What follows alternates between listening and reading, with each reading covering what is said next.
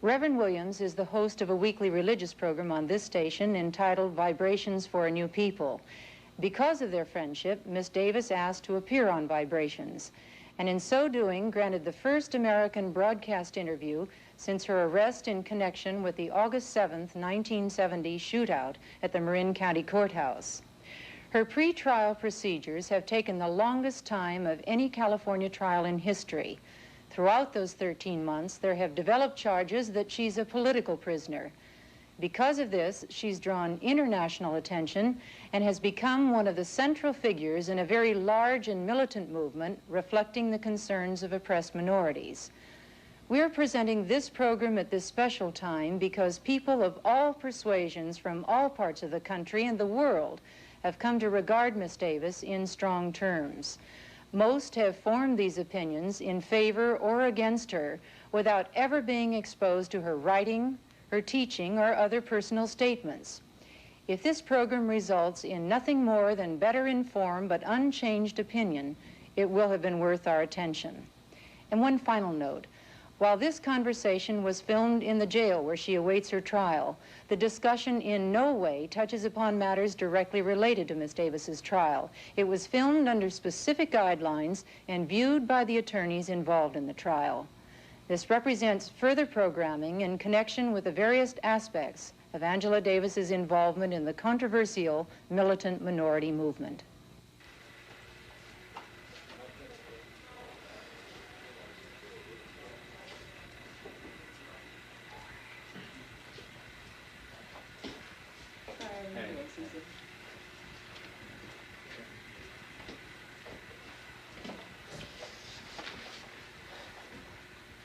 Well, Angela, we're going to rap a little while about a number of things, but I guess one of the most important things that we can start off talking about is the fact that you have been called a revolutionary, a militant.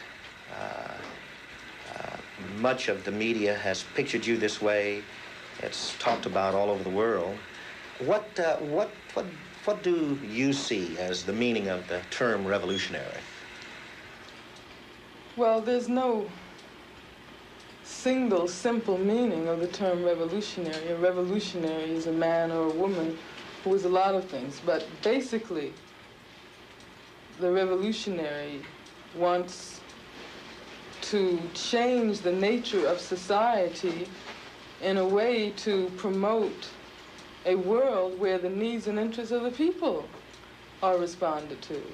A revolutionary realizes, however, that in order to create a world where human beings can live and love and be healthy and create, you have to completely revolutionize the entire fabric of society. You have to overturn the economic structure where you have a few individuals who are in possession of the vast majority of the wealth in this country that's been produced by the majority of the people, and you have to destroy this political apparatus which, under the guise of revolutionary government, perpetrates the most incredible misery on the masses of people.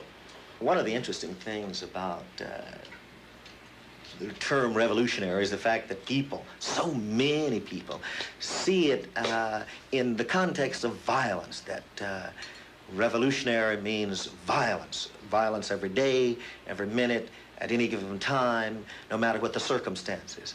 How do you view this in the context of violence? Well, of course, that's part and parcel of the same attempt to separate and isolate revolutionaries from the people. Of course, revolution does not mean violence in the sense that that's its defining characteristic. Yet there are those who see it that way. Well, that's done in a very conscious manner to mislead people and to lead people to, for instance, equate a progressive socialist revolution with fascism. During the time that I was out in the streets and speaking throughout California, I found it incredible how many people defined socialism or communism as if it were the Third Reich. Yeah. Certainly, of course, so in the history of revolutions, and not only socialist revolutions, but bourgeois democratic revolutions also. The American Revolution, for instance, you have had the occurrence of violence as a means of seizing power from the oppressor. But why? Yeah. This is because the oppressors have failed to acknowledge the fact that the people were right and that the people had the right to control their lives and to control their destinies. And they are the ones who always initiate the violence. If people are serious about moving ahead to create a better society, then of course they should not allow themselves to be deterred simply because a few people at the top, who are in possession usually of monopoly on violence, decide that they're going to unleash all of their forces of oppression to stop them. Angela, the interesting thing I think that's emerged is your struggle with the Soledad brothers and your struggle with the Soledad trial. How did you get involved in this whole area of demonstrating and of speaking and of organizing for the Soledad brothers? I was invited in the spring of 1970 to attend a meeting that had been organized by some of the attorneys involved in the Soledad brothers case. The meeting was held in Los Angeles. I attended that meeting, and there I assumed the responsibility for doing a certain amount of organizing, primarily on the campuses, because I was at UCLA at the time, to inform the people as to what was happening to George Jackson, John Clouchet, and Fleta Drumgo. How this affected you a great deal, because you participated very strongly in it. You became extremely close to one of the participants of the Soledad brothers, namely George Jackson. What was George Jackson really like? Well, I became very close to the members of George's family in the process of trying to organize around the Soledad Brothers Defense Committee, all of George's family, Jonathan, Mrs. Jackson, Mr. Jackson, and George and Jonathan's sisters, who were all extremely beautiful and extremely strong people. They were all involved in the political activity around the case. I did come to have a certain amount of contact, primarily indirect, of course, with George. The only time I saw him was at a hearing I attended in Salinas. But it was almost impossible not to see the strength and the love that George Jackson had within himself, a love that expressed itself in a million different ways, a love for his people, a love for oppressed people, a love for all the people with whom he had any contact. All he used to call them all the innocents, all the people who had not already actively aligned themselves with the forces of oppression. Mm-hmm. Mm-hmm.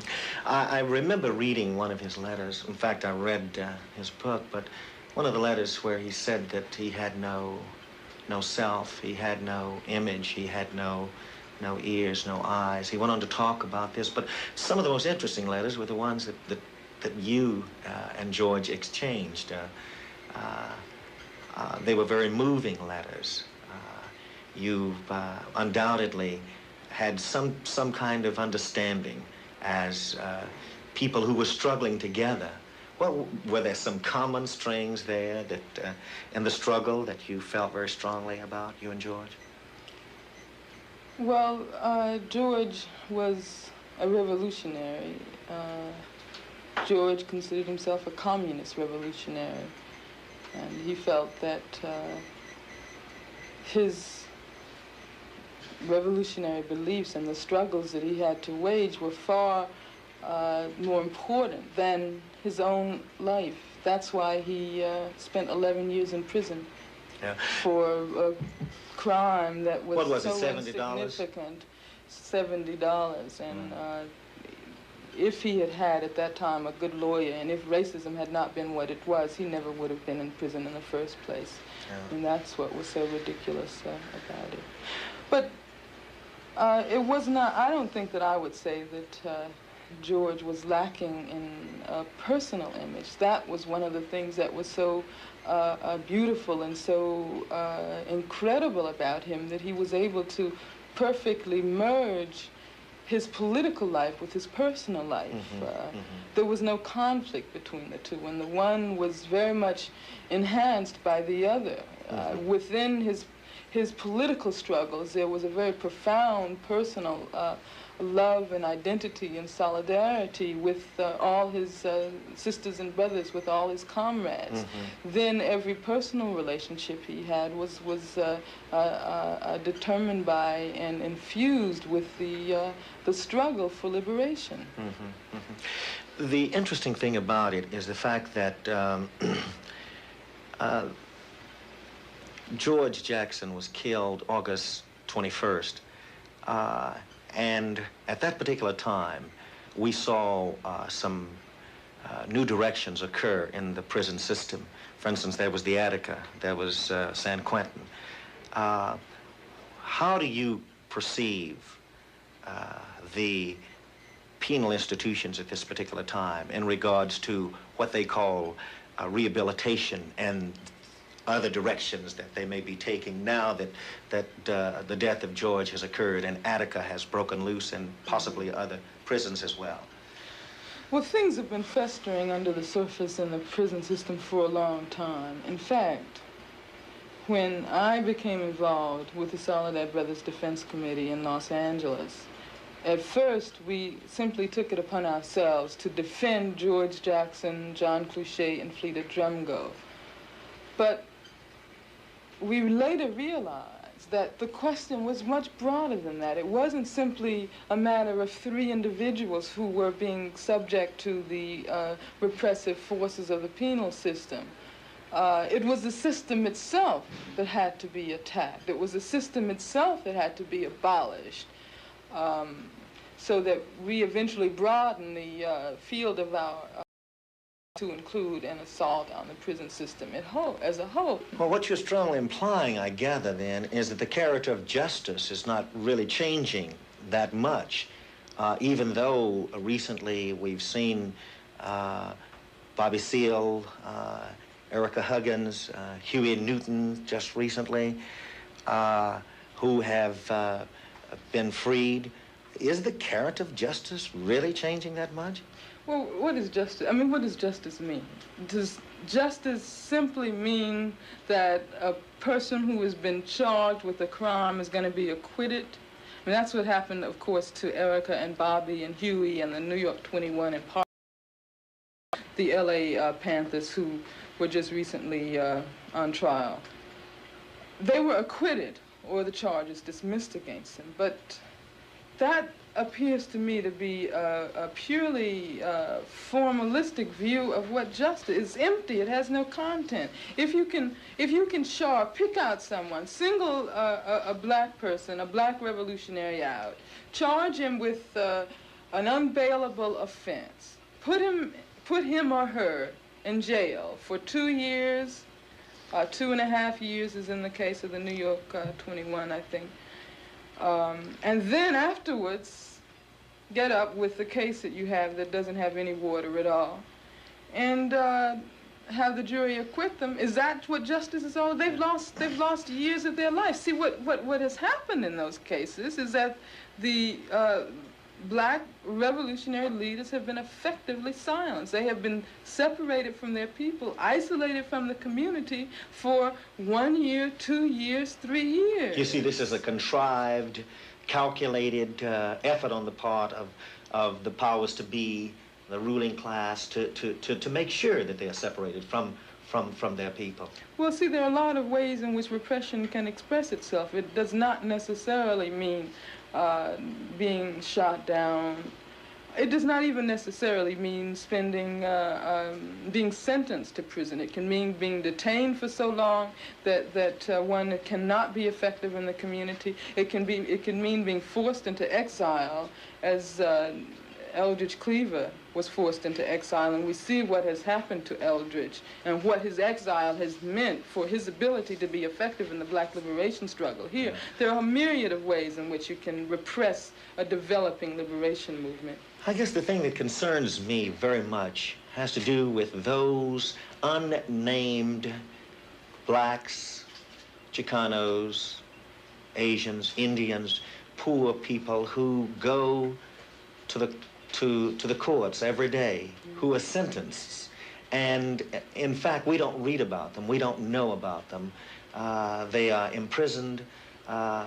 It's like, as someone suggested some time ago, that so many people in prison did not really have the kind of adequate defense, legal counsel that they needed. Time after time, we have been told that people who are going before the courts have been told to plead guilty, and they'd only get 3 months. And of course, this meant an extensive amount of time in prison. But I've heard you talk about the nameless prisoners who are who have no recourse because they did not have adequate representation. One of the things that is so incredible, and I don't imagine that most people are aware of this fact, I myself wasn't aware of it until recently, of all the people who are arrested in this country and charged with crimes, only 1% are ever tried by a jury. Only 1% are ever tried by a jury, which means that the vast majority of people in this country who are brought before a court either end up pleading guilty on the advice of a public defender who doesn't have the time, who does not identify with his client, who has the interests of an overcrowded court system uppermost in his mind. He counsels them to plead guilty, and they, as you said, he tries to make a deal. Sometimes that doesn't work. I wonder. Do you really see this as a means of committing engaging in a contrived effort on the part of those who make the decisions of eliminating black people? Is this a form of suppression also? To make sure, in other words, that black people are railroaded into prisons, into jail? Well, in the whole history of the United States, the impact of racism has been to attempt to contain black people, has been to attempt to stifle the desires towards liberation. One of the ways in which this is accomplished is by trying to convince black people that they're completely powerless before this huge apparatus, and that the police can just come into the community and pick someone out, kill them, as they have done on many, many occasions in the past, charge them with something they didn't do, railroad them to prison, send them to the gas chamber. This is just one of the many ways that the system, and it's not a contrived effort in the sense that it's done consciously by a few men up at the top. It's built into the system. It's built into it's built into the nature of this society. And getting back to the question of what a revolutionary is, black revolutionary realizes that we cannot begin to combat racism. We cannot begin to effectively destroy racism until we've destroyed the whole system. Now, I guess the amazing thing is that we've noticed that in the state of California, they have what is called the indeterminate sentencing of prisoners. The adult authority has the power to determine when a person is paroled, what time that person is paroled, if in fact that person is paroled. Mm-hmm. I've talked to a number of prisoners who've said this is another means set up by a racist system to control the affairs and the destiny of black people. Do you see this as a certain direction of providing controls on the lives of those prisoners who are in prison? Well, see, it's interesting that when the indeterminate sentence law was first enacted, it was presented as one of the most progressive reforms in the prison system. That's one of the reasons, among many others, that California today is ironically considered to be the most progressive section of the American penal system. Originally, or at least it was stated that originally the purpose of the indeterminate sentence law was to allow for the greatest flexibility in rehabilitation. That meant that if a prisoner was, say, charged or convicted of an offense that carried, say, a straight 10-year sentence, he would not get 10 years, but he might get, say, 2 to 15, because it's possible that in 2 years he might have, quote, rehabilitated himself. And it would have been overly inhuman to force him to spend 8 more years in prison. But how is this function in reality? In reality, the indeterminate sentence law has done precisely what you say it has done. It has provided an effective, very brutal means of control over the lives of sisters and brothers who are in prison. What does this mean? It means that there's an 8-man board.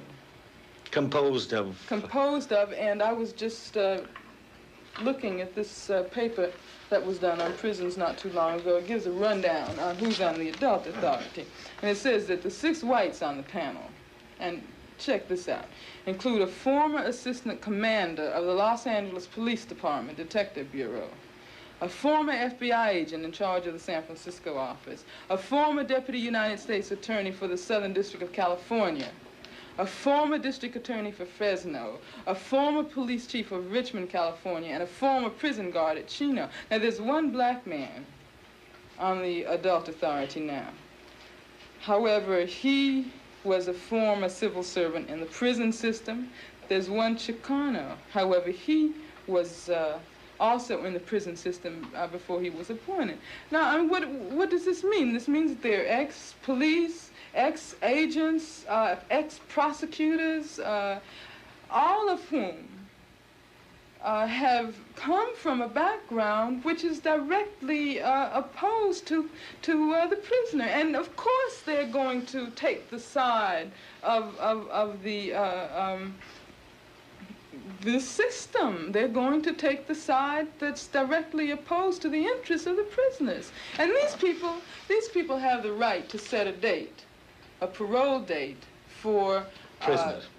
Certainly, and of course now with the increased surge of political activity and with the increasingly aggressive posture that prisoners are assuming in prison, the indeterminate sentence is used as a form of retaliation. It's used as a form of repression because prisoners are either told or else they realize that if they continue to engage in any kind of political activity, they aren't going to get a date. How do you get 2 burning questions in at one time? You know, when they're coming in my head right now and I want to get them in at the same time. I'll try one first. It had been suggested by the executive director of the Correctional Institutions of California that lobotomies, that brain surgery, be used on those inmates who have violent tendencies. Also, we know that at 2 institutions like Tascadera and also Vacaville, certain drugs have been used on prisoners. This trend, we note, has taken place, and yet there was also a very strong suggestion by the executive director that lobotomies be engaged in. What does that sound like? I mean, what does that remind you of? It evokes in my mind all of the horrors of Nazi Germany, all of the experiments that were done in the concentration camps. People who accuse us when we say that there are very definite fascist tendencies in America today ought to think for a moment when the director of the Department of Corrections can get up and suggest that human beings have brain surgery to prevent them from feeling, to prevent them from reacting, because what does a lobotomy do? Yeah, I understand that it damages the front section of the brain. It destroys it through, yes. By means of attaching electrodes to the brain. It destroys very vital sections of the brain. I think, of course, I'm not a doctor, but from what I've learned, once you receive this lobotomy, you become practically a vegetable. Of course, they maintain that it prevents the patient from being aggressive and violent. But what they're really talking about is stifling the political militancy that exists on the inside of the prison. Yeah, I understand that lobotomies have been used, and this is undoubtedly well-founded, to suppress pain. You know, I really believe they would have actually initiated this policy of brain surgery had not there been the kind of reaction that there was. Probably the way the news leaked out was an attempt to test what public reaction was going to be like. And had it not been what it was, more than likely a whole series of those kinds of experiments would have been initiated. But there's something that has not received very widespread publicity, and that is the use of these drugs in Vacaville and Atascadero that you were talking about before. Apparently the drug that is most widely used is called anectine, and it is used in what they call aversion treatment, I think. Yes, that's right. Isn't that the term that they aversion use? Treatment, right. To avert the prisoner from any kind of assertive activity. From what I've read, the experience of taking that drug is so frightening and so horrible.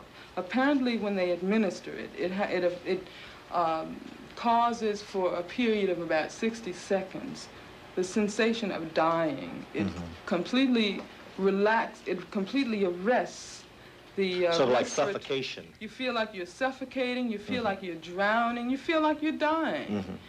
Then, apparently, there's a psychiatrist who sits next to you and discusses what you've done. It's used as a disciplinary measure, and that the next time you get ready to strike out at a guard or do whatever you're charged with doing, you think about what it feels like, because you're going to be injected with some more of this anectine. That's what they really tell them.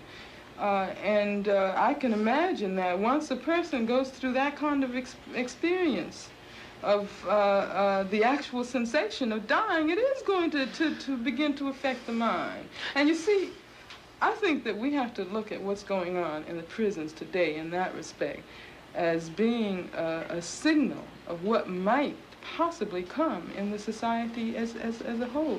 No, I think that it is probably a truism by now that in any given society, what goes on in the prisons reflects very important elements of the society as a whole, and that you can learn something about the nature of the society by looking at what happens behind its walls, among its captives. Yeah.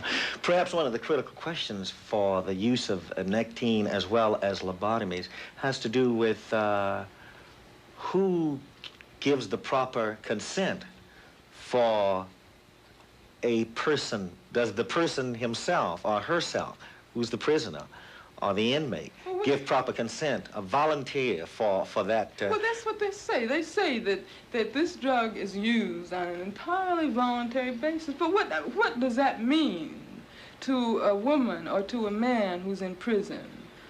They know, and the prison officials know, that if they fail to submit to this kind of drug treatment, this is just going to be one more strike held against them. And we get back to the indeterminate sentence. Yeah. Because many of them are on indeterminate sentences, and every time there's a strike against them on their record, this is given to the adult authority, and therefore their sentence is prolonged. It seems to me there's another thing also, Angela, and it has to do with the selection of persons. You know, if, in fact, it's done for psychiatric reasons, who selects the persons who have the destruct? Yeah. You know what's happening now. Reagan, of course, just recently talked about abolishing San Quentin, right? What they're doing at this moment is that the so-called violent inmates, and almost inevitably, when they talk about violent inmates, they're talking about political activists in prisons. They are being transferred from San Quentin, from Soledad, from Folsom, which are the three major maximum security prisons in California. They're being transferred to Vacaville now. And I don't think it's coincidental that they're going these to kinds of things are happening in Vacaville. They're sending them down there now, supposedly for psychiatric observation. They're going to be there for 6 months. Then they send them back, and they send another group in. Maybe this is the selective process, then, that they're talking about I as don't it think relates it's to coincidental that these two things are happening at the same time. And there are probably there's probably a lot of other things which are going on now, too, that we just don't know about, simply because it's so difficult for prisoners to get news out to the people. Angela, there's something that's taking place in the prisons. There's an awareness that's taking place. But we've heard the term political prisoner emerge in the last few years very strongly. What is a political prisoner? Are there different levels of political prisoners? Well, of course, throughout the history of the world, there have been political prisoners. We could even talk about Socrates, who was also a political prisoner.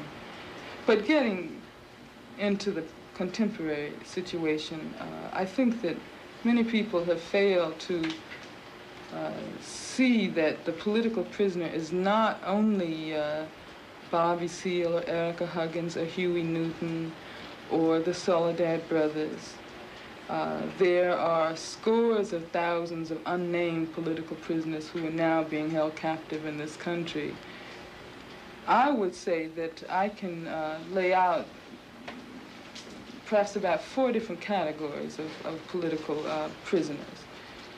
The first one is, of course, the political prisoner, the sister or the brother, who's in prison purely because of his or her ideas and political activities in the struggle for liberation.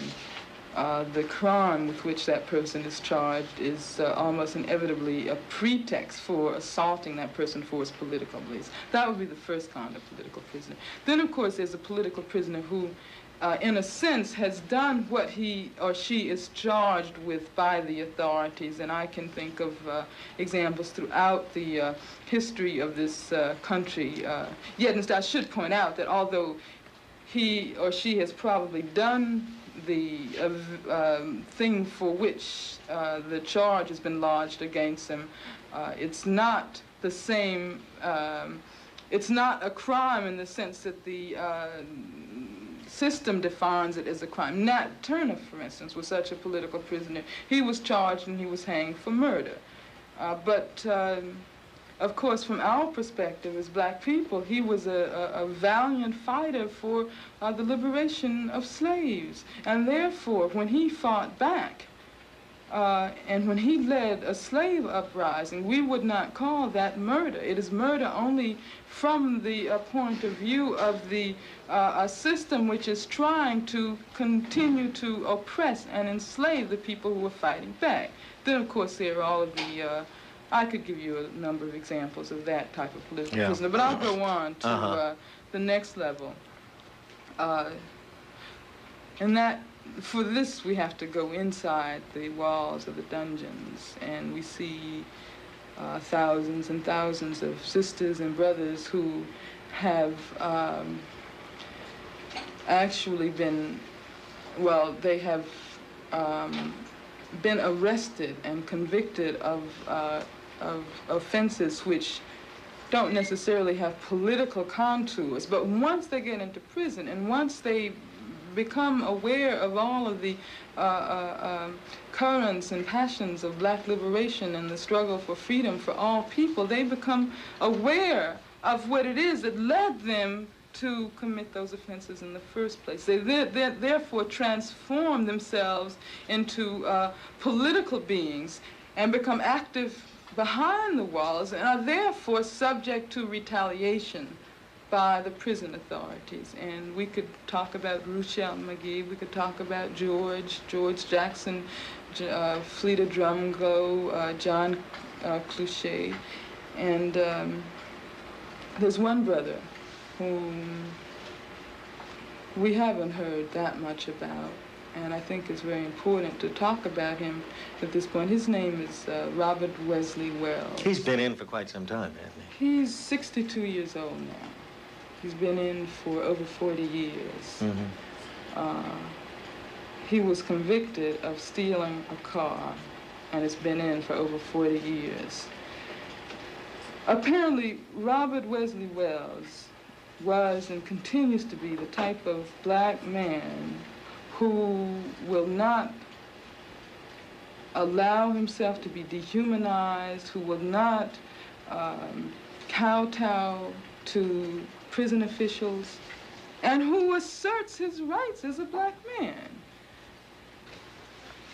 Apparently, the Attorney General of California wrote a letter to the adult authority saying that they did not want a sentence set, a determinate sentence set for Robert Wells. They wanted the adult authority to leave it open because they knew that at some point, he had an indeterminate sentence, by the way, we were talking about that before. They knew, they said, that at some point, Wesley Wells was going to become involved with a guard and might possibly assault a guard. Then they could use this other horrible law that they have on the books in the state of California, which makes the death penalty mandatory for a prisoner who assaults a non-inmate. This letter is on file. I was informed of the existence of this letter by Wesley Wells' attorney. Sure enough, he was provoked into a confrontation with a guard at that time through a cuspidor, which hit the wall and ricocheted and hit the guard's head. It drew a little blood. However, the guard was back to work in about a week or so. Robert Wesley Wells was then charged with 4,500 and received the death penalty. Charles Gary was his attorney. Leo Branton, who's my attorney now, was also working on the case.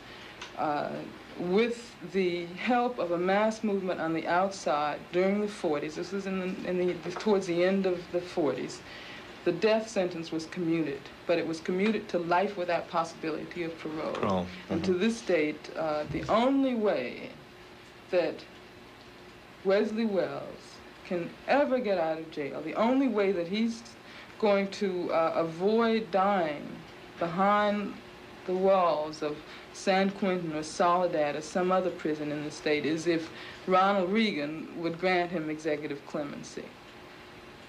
Of course, we know what Ronald Reagan is like, and we know that he's not about to make that kind of a gesture. Yet, I think that it's going to be extremely important for all of us to try to mount a campaign and force Reagan to let Wesley Wells out of prison. Ruchell McGee went through some trying times. He's been in now some 16 or 17 years, hasn't he?